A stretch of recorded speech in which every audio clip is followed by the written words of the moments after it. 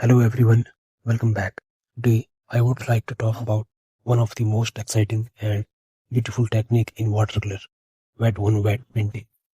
Many artists love this technique because it creates soft edges, smooth color and natural flow that is unique to watercolor. It is also one of the most challenging technique because we have less control over the paint. Instead of fighting the water, we learn to work with it. Wet on wet simply mean applying wet paint onto wet paper. When the paper is damp, the colors spread naturally and blend with each other. This creates beautiful soft effects that are very difficult to achieve with any other painting medium. Clouds, mist, reflection, distant mountain, flowers and soft backgrounds all become more convincing with this technique. One of the biggest secret of wet on wet is timing. The paper should not be too wet and it should not be too dry. If it is very wet, the colors will spread too much and lose their shape. If it is too dry, the paint will not blend smoothly. Learning to recognize the right amount of moisture takes practice. But once you understand it, your confidence will grow. Another important lesson is to let the water do some of the work.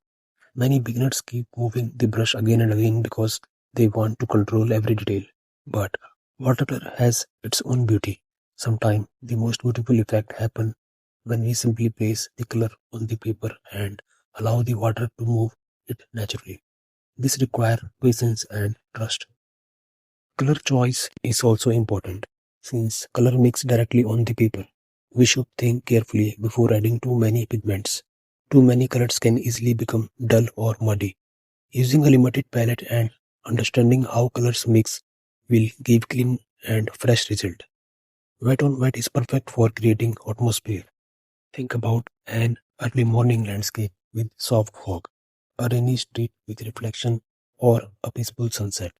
These scenes are not defined by sharp lines, but by gentle transition of light and colors.